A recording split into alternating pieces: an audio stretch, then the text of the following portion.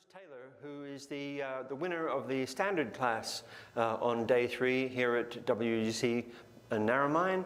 Bruce Taylor has been flying for Australia and been flying for many years. I believe your first World Gliding Championship for Australia was in Germany in 1999, is that right? No, way before that. Really? First time was Sweden in 1992-93. Right. In the standard class. Yeah. Uh-huh. So, as it happens, I'm flying the same LS8 that I flew in France in 1997. So it's a bit of a sentimental trip for me as well this time around. Right, and you've been flying World Championships in Uvalde and Texas and all over the place, as well as Sailplane Grand Prix finals in Cicerone, I think. Yeah, that's right. I'm one of the old guys now. I used to be one of the young guys. Anyway, here we are. It's great. It's great to have a World Championship at home, and we've got one at a site that I know really well and really enjoy flying at. Yes. So your home base is Lake Keepit, which is just north of here. Just up the road. Yeah, it's only 250 k's away. So. Yeah.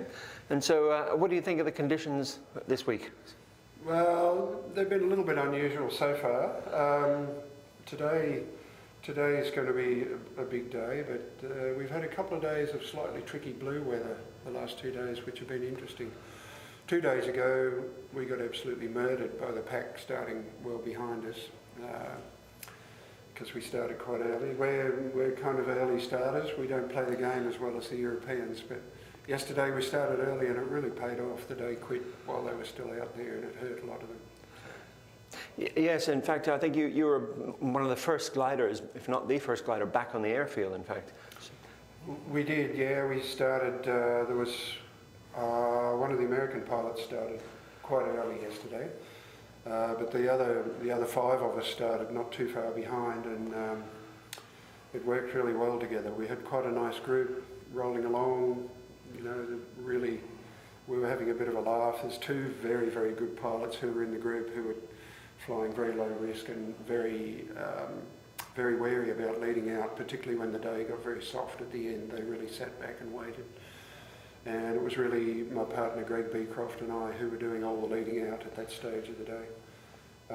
But that worked pretty well. For me, I took a couple of small risks right at the end. We flew back into a drier area and I decided to just take a very small gamble and push ahead a bit. I thought the climbs ahead might be a little bit stronger than we were working a bit further out from home, and it paid off. I got a couple of quite nice climbs and got a little bit of a jump on the guys I was with at that stage, which got me home first. So. Yeah, very good. But it was a slow day.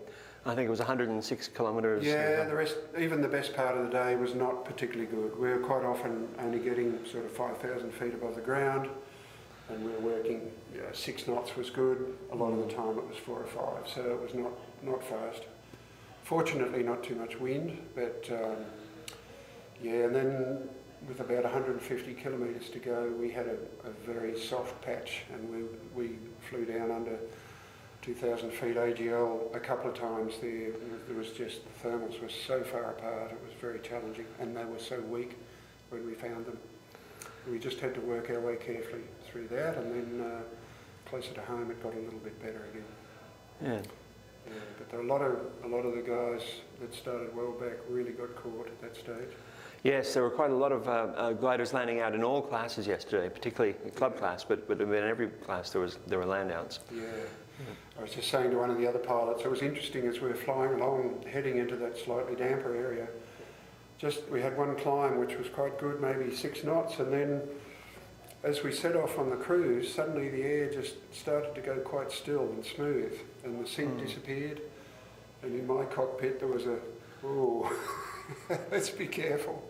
And sure enough, we went all the way down below 2,000 feet, and the climb was very weak at that stage, and that's what it was like for 60, 80 kilometres. I think what happened too, the pack behind us was not too far back, but when we got to that stage, because we got through that really difficult bit a bit earlier, by the time the pack arrived there, it was really, really soft. That's when a lot of guys outlanded and really slowed right down. There were still guys out there very late trying to get home.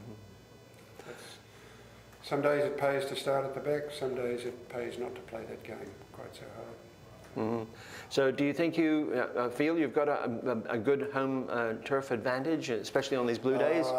I don't think the home turf advantage really exists, because these guys we're flying against are so experienced. They can adapt to new conditions really well. They play the strategy better than we do.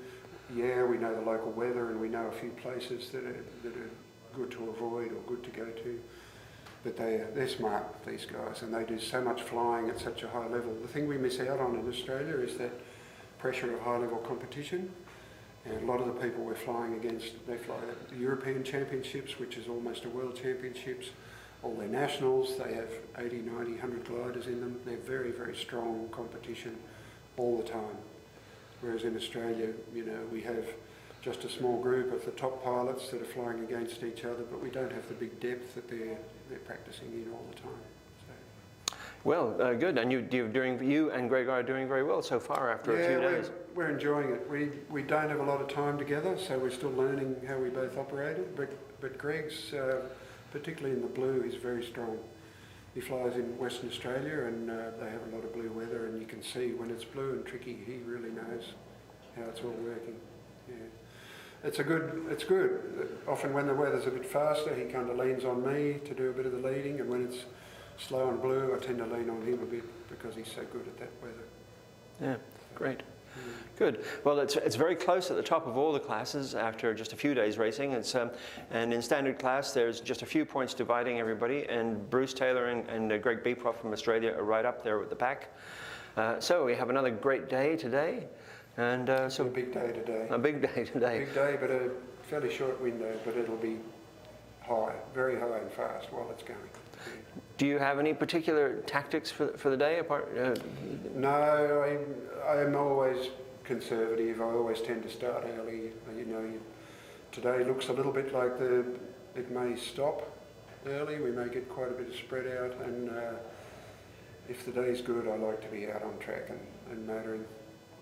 The guys behind play the games. Good luck. Sometimes they kill me, sometimes they don't. All right. Well, thank you very much, Bruce Taylor, from the Australian team.